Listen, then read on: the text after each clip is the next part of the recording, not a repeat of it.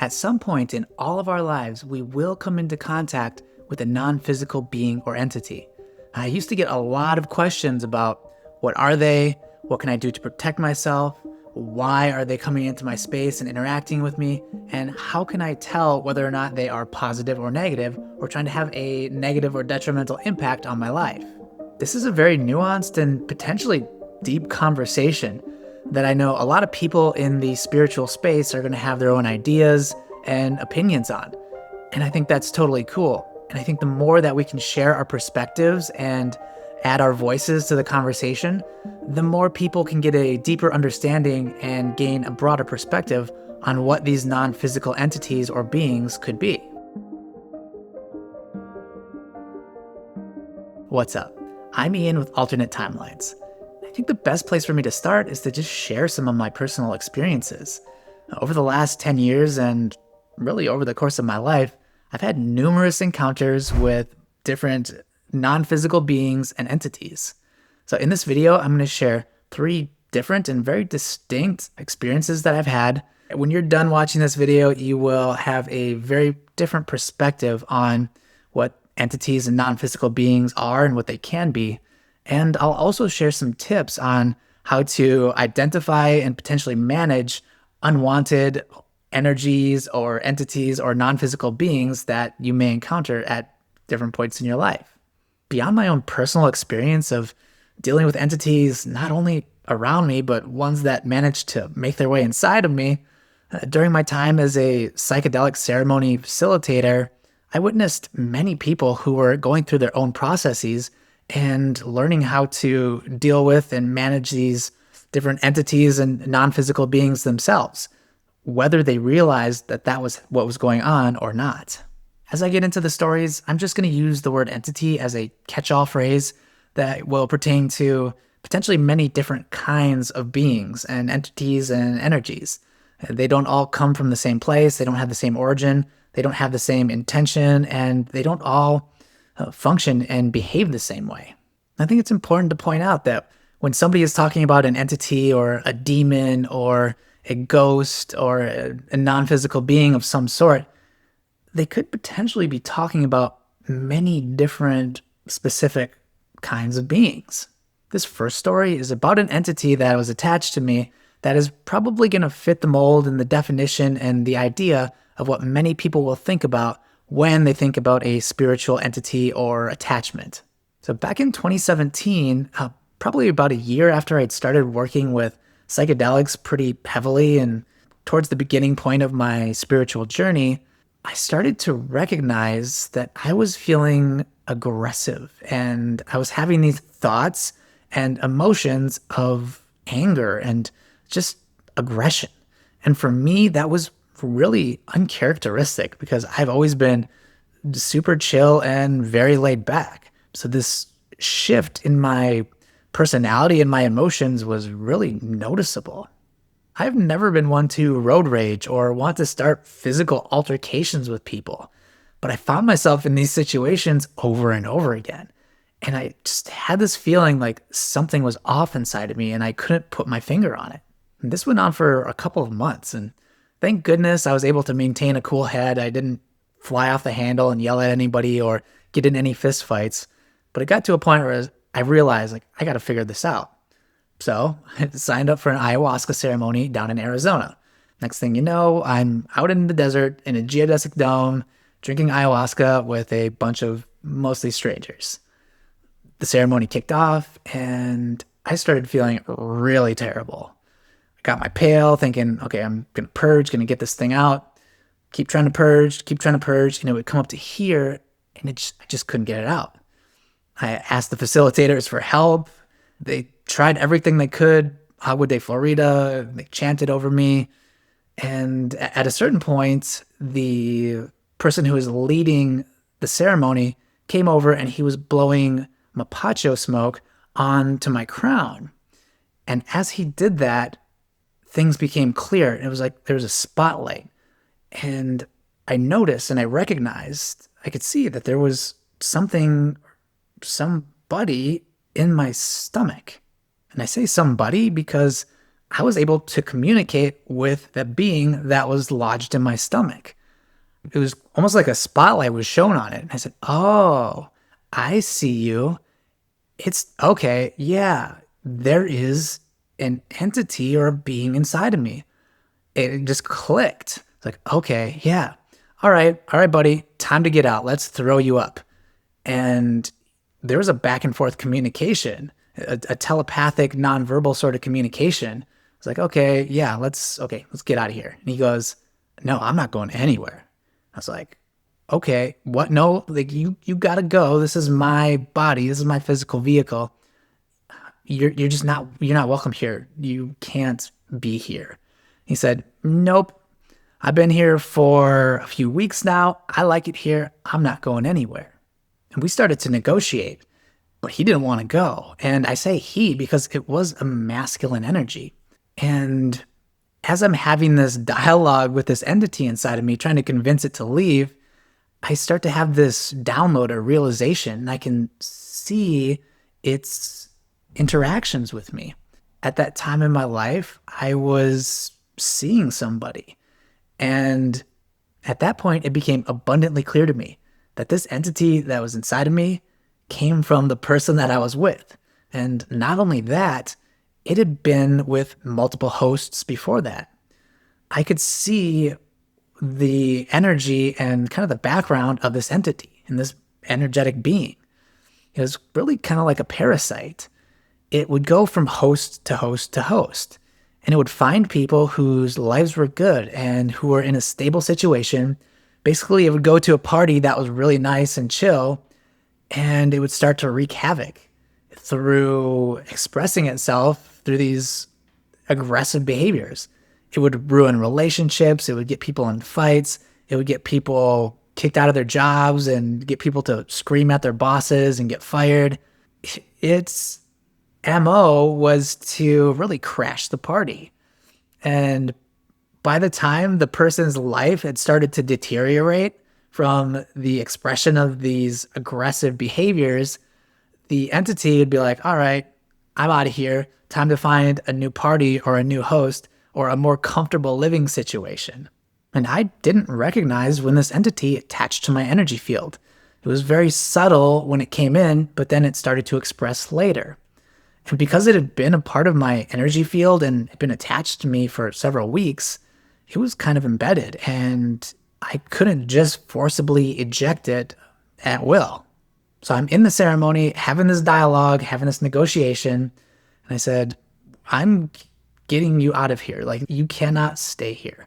I said, I've sent you love. Like, I see you, I recognize you, I acknowledge you as a being who is worthy of acknowledgement. You have your place and your role to play in this reality, and you just can't stay here. This vehicle belongs to me, and this isn't a good fit. You gotta go.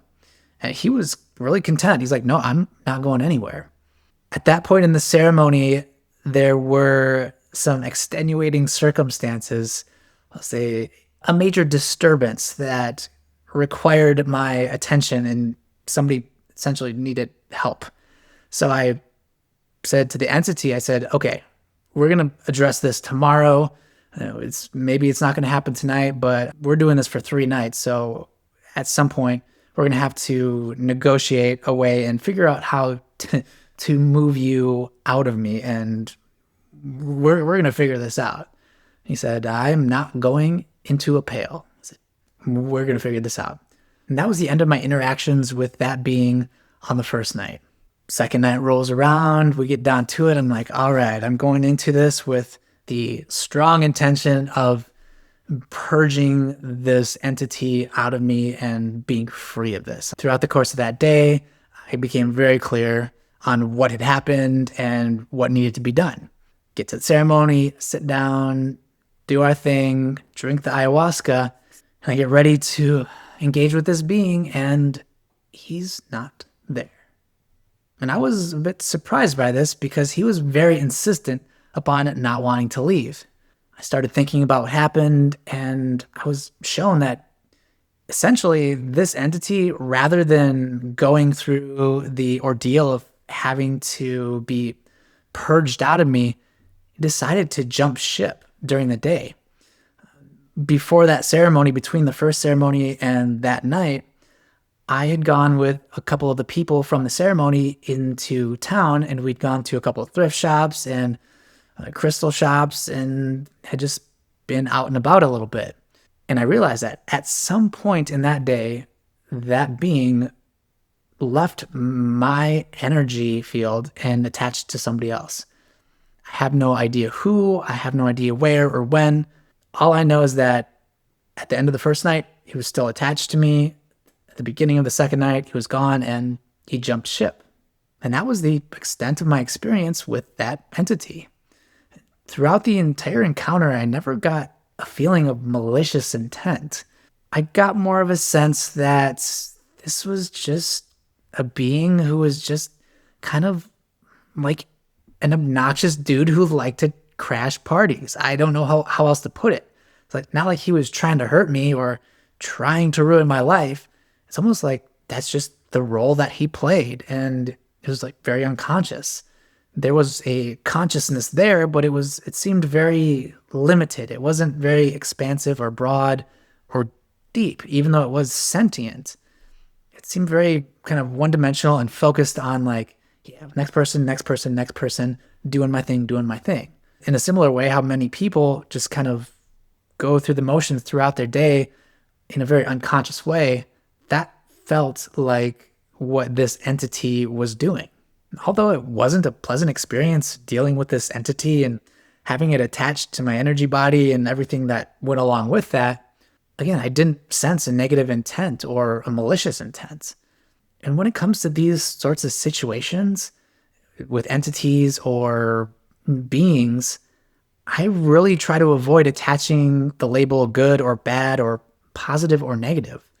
My personal point of view is that these are experiences, and I believe that every experience that I have happens for a reason, and that there is positive intent behind everything that happens in my life. I believe that the underlying fundamental energy of everything in existence, including everything that happens to me, comes from a place of love. And the challenging experiences that I have to go through are on some level given to me by a loving creator as a challenge for me to overcome so that I can become a better version of myself, more stronger and wiser as a result of going through these experiences. I choose to frame every experience in my life as a learning experience that is going to benefit me in the long run. Now, that's not to bypass or negate the experiences. The experiences are going to happen regardless of how I choose to frame them and what meaning I choose to attach to them. But for me, the mindset of everything is a learning experience has been the most useful way for me to be able to navigate my life. I just feel more at ease and more calm. And even though I know challenging things are going to come up, I also trust and believe that something good will come out of them. I know not everybody has that belief, and that's totally cool. Everybody is entitled to their own opinion and perspective. And that is why I don't use language like spiritual warfare or spiritual attack, because I just don't perceive things in that way. Sure, I have encountered entities and different energies that were malicious and of a very low vibrational nature. They did not have my best interests at heart. And I believe those experiences were presented to me and that I had to have those experiences in order to learn and grow. If there wasn't something for me to learn on some level, I wouldn't have had those experiences. What we resonate with are the experiences that are going to be attracted to us and what we will experience. How we choose to perceive our experience and the world around us is very much our choice.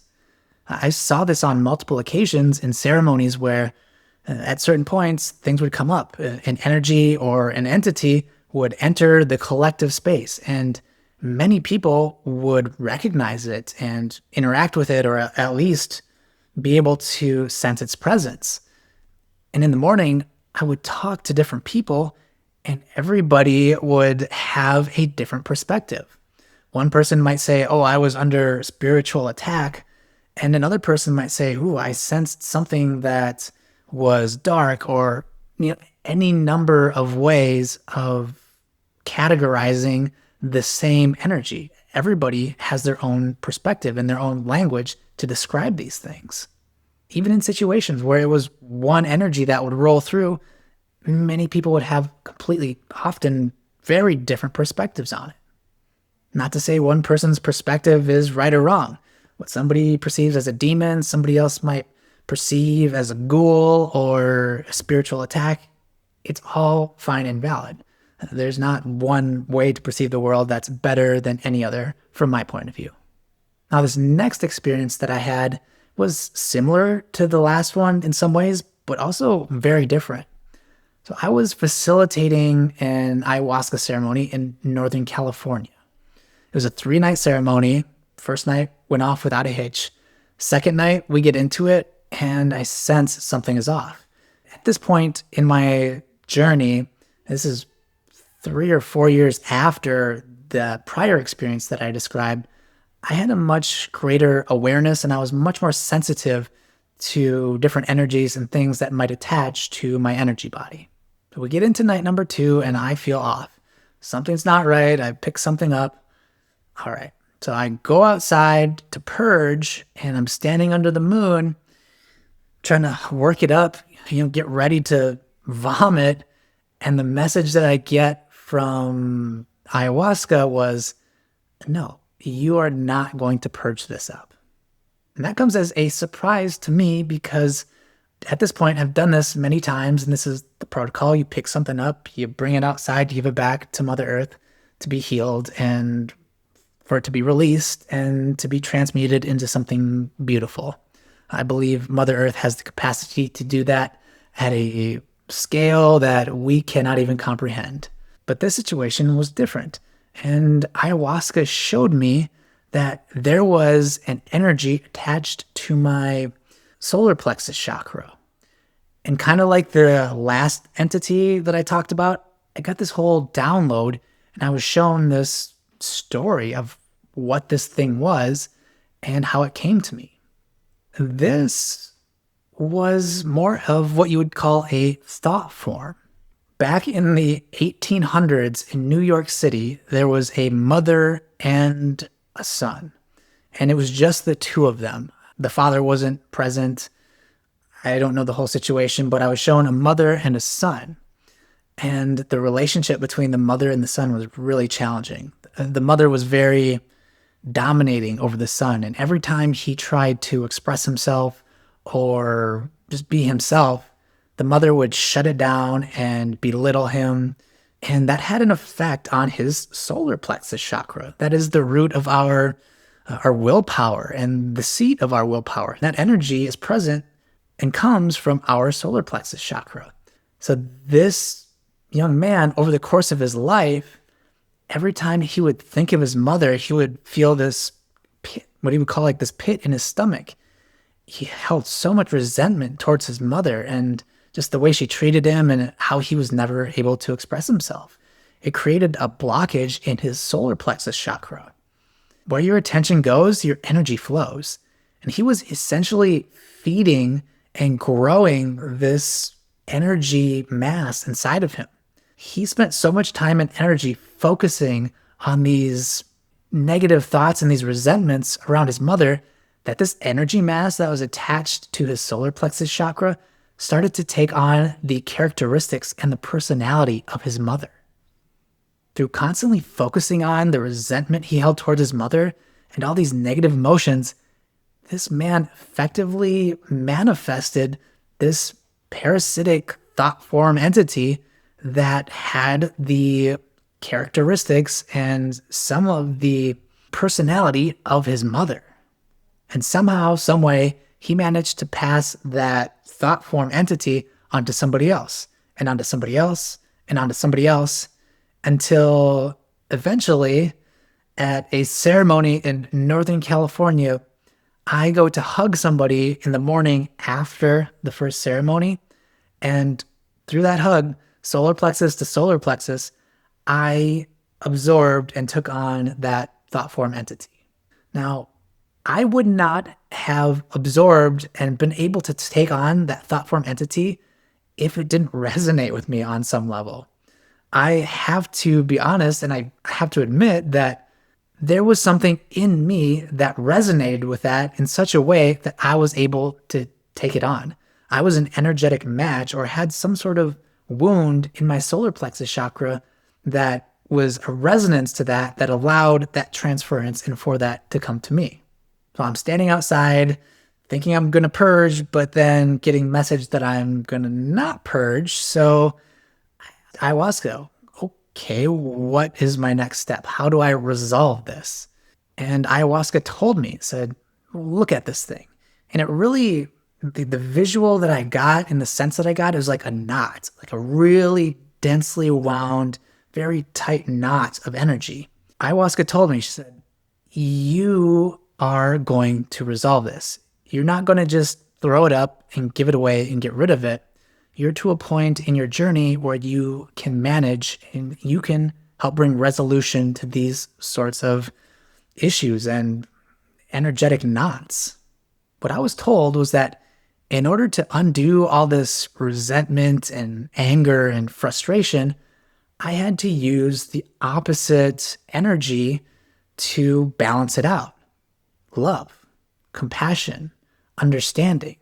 That was going to be the way that I unwound this knot and allowed this energy to disperse on its own.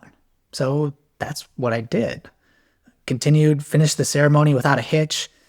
I could feel this thing inside of me and like I felt really unconfident and like my solar plexus chakra was blocked. Like there was something going on there, affected my confidence, affected how I was able to interact with people. Not in a major way. It was very subtle, but it was there. So I go back to my regular life after the ceremony, and for the next 3 weeks, every morning doing my spiritual practice, I was doing yoga and meditation every morning. During that time, during my meditation, I would spend 15 or 20 minutes just focusing on that spot on my solar plexus, visualizing this dark clump, this dark mass, and sending it love and acceptance and compassion. Visualizing the mother and the son having positive interactions, loving interactions, being authentic with one another, just focusing on that, trying to hold that vibration. And I did that every day for about 3 weeks. It got to a point where I felt like the knot was starting to loosen up. It didn't feel as heavy. It didn't feel as dense. I'm sitting there in my meditation, doing my thing, sending it love and compassion, and it kind of cracked open a bit. And I was able to communicate with what was once seemed like a very stern and angry feminine energy. It softened. And I was like, okay, we're getting somewhere. At about that time, I felt an energy come into my energy field. It came from the front and from the right in this direction. And this energy felt like a bouncer, like a big Samoan bouncer. That was the mental image that I got. Just this huge, burly, masculine, no nonsense being. And the message that I got from it was, all right, you've done your part. Now it's my part.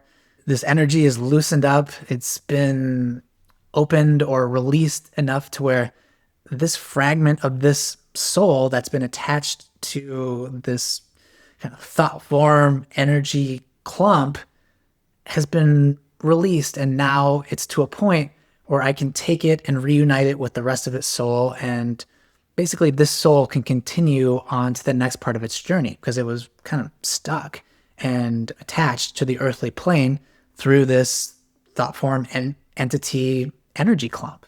And I was like, all right, my work here is done. I've done my duty. And I go to interact and to communicate with this consciousness or this fragment of consciousness that's attached to this thought form entity that's inside of me. I said, you're free. Go on with Mr. Bouncer Man. And she was like, no. I felt it retract and try to embed itself and attach and try to wind up again. And the bouncer was like, nope, you're coming with me. And I felt both of their energies depart. He went from the direction that he came from. It was like he was taking somebody who had escaped from a mental institution or some sort of psychiatric ward back to a place where that soul and that spirit could have healing and continue on their journey. And that is essentially how that situation resolved, at least my experience with it. I later on became friends with the person whom I picked up that thought form entity from, and I told them the story of what happened. And they said, oh my gosh, it like clicked with them. Said after that ceremony, they became much more outgoing, and they said they felt more like themselves after that ceremony. Their confidence was increased and they felt like they could be themselves. That ceremony for that person was a major turning point. They didn't realize or understand what had happened and that they had given up and gotten rid of this thing that they had been carrying around. But when I told them the story afterwards, like, oh, that makes perfect sense. And it resonated with them on a deep level. Now, I totally understand why someone might call that a spiritual attack. For me, from my point of view, I see it as a learning experience. Yeah, it was challenging and it wasn't fun carrying around that energy for 3 weeks. Not whatsoever. And I learned something from it. I believe that there was some sort of healing in it for me.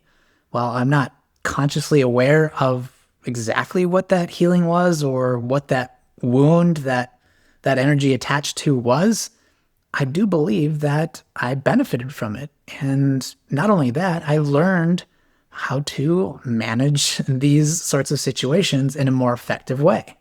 So for me, this is an example of an experience that I was able to learn and grow from.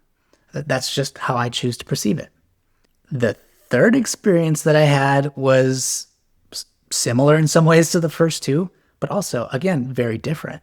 I say third experience, but in reality, there have been many experiences that I've had, and this is just kind of a sampler and to give you a broader perspective and a taste of what these different entities or beings could potentially be. This next story takes place in Joshua Tree. Now, this would have happened during the same summer as the last experience where I just told you about. So, facilitating an ayahuasca ceremony out in the desert in J Tree. At some point in the night, I leave the ceremony space to use the restroom or to take out a purge pail, something like that. I'm standing a little ways away, observing the sky and just having a moment to myself. I turn and start to walk back towards the ceremony space, and I feel something. It almost felt like a heavy, wet blanket was thrown over me as I'm slowly making my way back towards the space. It was tangible. I felt it immediately, and it was almost like I just felt my energy go, as this thing felt like it was thrown on my back. I stop, and it's obvious. It's immediately noticeable to me that something is going on. It's like, what is this? I just feel my energy levels plummet, and it feels like there's something dense on my shoulders and back and on my head. And I feel like pressure, felt like two pressure spots on the back of my neck. And I realized something is on me. I don't exactly know what to do. I've never had this experience before. So I stand there for a minute trying to figure out what to do. It's like, okay, how do I don't know what this is. It feels like something is on me. I got to get it off somehow. What can I do? So I personally have a very wonderful relationship with tobacco. Tobacco and mapacho have always been an ally of mine and a spirit that I've been able to work with that has helped me throughout many experiences inside and outside of ceremony. So, me and tobacco were like this. I'm like, okay, tobacco is great at cleansing. I'm going to get some mapacho or have somebody blow mapacho on me. Maybe that will help to resolve this situation. I really honestly don't even know what's going on at this point. So I shuffle my way back towards the ceremony space. I come up to the outside of the ceremony space. I walk around to where the facilitators are seated, and I whisper to one of the people who was helping to co-facilitate the ceremony. I said, grab a mapacho and meet me over there. Do not touch me. And at this point, I'm just slowly shuffling my way over there. Co-facilitator comes over and goes, what's up? I said, I don't know what's up. Something is on me. I'm being drained. Give me a sopla. Just blow as much tobacco smoke on me as you possibly can. That's the only thing I can think of in this moment. So we go through the process, blowing smoke on my energy centers and blowing the mapacho smoke all over my body. And at some point, I feel the energy lift and I feel a lightness again. I feel like I'm free of whatever this thing that had attached to my back. And I go back into the ceremony space. I feel cleansed. I'm grounded. Kind of shake off that experience. Go in and I sit down and I ask the spirit of ayahuasca, I said, what was that all about? And the response I got was there was a predatory, parasitic entity out here.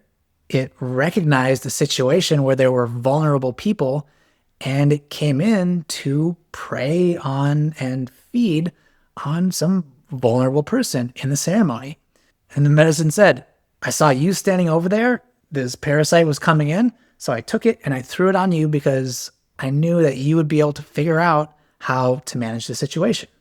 Whereas if this thing would have attached to somebody in the ceremony, somebody who is deep in a process, somebody who doesn't have as much experience and doesn't have the tools to deal with it, it could have been potentially really detrimental to that person. I thought, fair enough. It was very straightforward and matter of fact, and like, yeah, this thing happened, so I did this, and it's taken care of. And that was a completely new experience to me, even though I had plenty of times where I'd interacted with different entities and non-physical beings. That entity, that parasitic energy, was different from the first two. And it felt more animalistic. Like it didn't seem to be sentient. I couldn't communicate with it. The mental image that I got was that of a manta ray, like a big, flat, ethereal, non-physical manta ray that was just playing its part. It was more like an energetic animal. It wasn't thinking like, oh, I'm going to go get somebody in that ceremony. It was just playing its part. It was just like a leech or any other sort of parasitic animal or physical entity. It was just fulfilling a role or a niche in the environment, and it was just doing its thing. It was not, again, there's nothing intentional about it. I didn't get a sense of sentience. It was just doing its thing. And just like a mosquito that lands on your arm to bite you, it's not trying to suck your blood to hurt you. It's just trying to fulfill its life cycle and its purpose. The same went with this being that I felt attached to me. I'm glad I was able to get rid of it before there was any sort of long-term or lasting effects from it. And again, that situation taught me an important lesson and showed me a different aspect and a different way that entities and non-physical beings can present. And what I just described was only 3 of many different experiences I've had with many different varieties of beings that are not present in the physical form.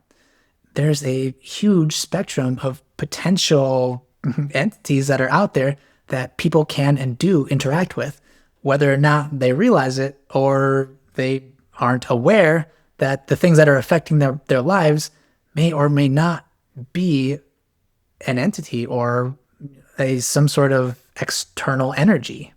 I'm curious if anybody else out there has had a similar sort of experience or a different kind of experience.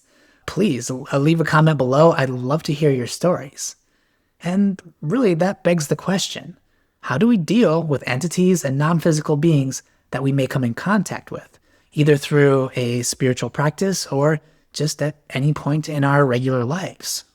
For me, the most foundational and important practice that we can use to improve our awareness and become more sensitive is meditation.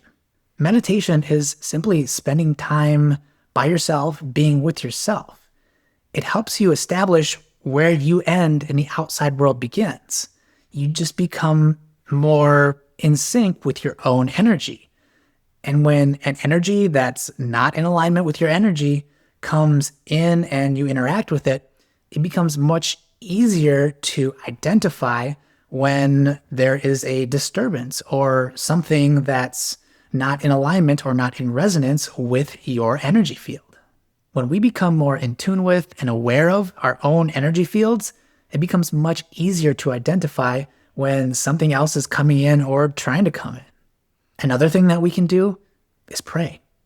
Ask for guidance. Ask for help. Ask for clarity. We all have spirit teams and guardians and angels and guides around us who want to help and support us. But quite often, we don't actually ask for help. And our guides and these guardians and spirits and angels around us, they don't want to interfere with our lives, but they will come in if we ask for their assistance. So be open and intentional about communicating with your spirit team. They're there and they want to help, and they can help when we ask for it.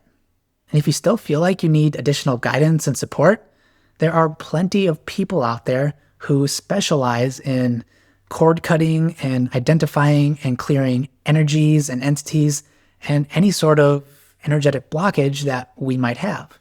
They may come from an external source. They may be something that's passed down to us through our lineage and through our family members.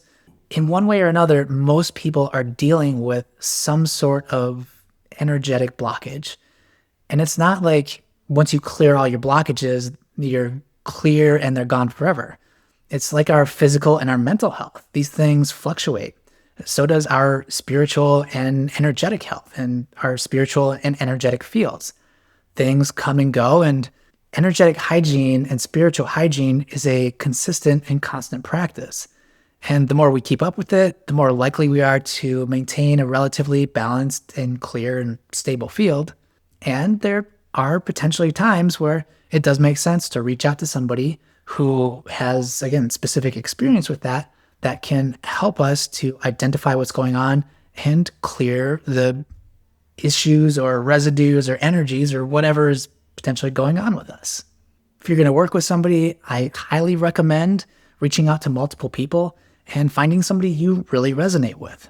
Somebody who will take the time and answer your questions, and somebody who will help you on the back end, and someone you know is going to be there to offer support for the integration process or to answer your questions that may come up as a result of your session or whatever the relationship looks like. There's lots of great, well-intentioned, skilled practitioners who work in this space. And it is worth your time to do your due diligence and find somebody who, again, you really resonate with and trust will be able to support you on the back end of that. Last but not least, trust your gut. Trust your intuition. Often, in my experience, these sorts of situations are wonderful ways for us to further deepen and develop our own intuition and inner knowing. We can start to understand and learn about these different situations we find ourselves in and explore different spaces and really get more in touch with our higher selves and develop our own conscious, intuitive connection directly to source. We don't necessarily need to go to anybody or anything else. We all have all the answers inside of us. So if you're going through something, you're not alone. Everybody is at some point or another dealing with some sort of energetic entity, being, whatever you want to call it. So you're not alone. There are resources out there. There are people who can help you.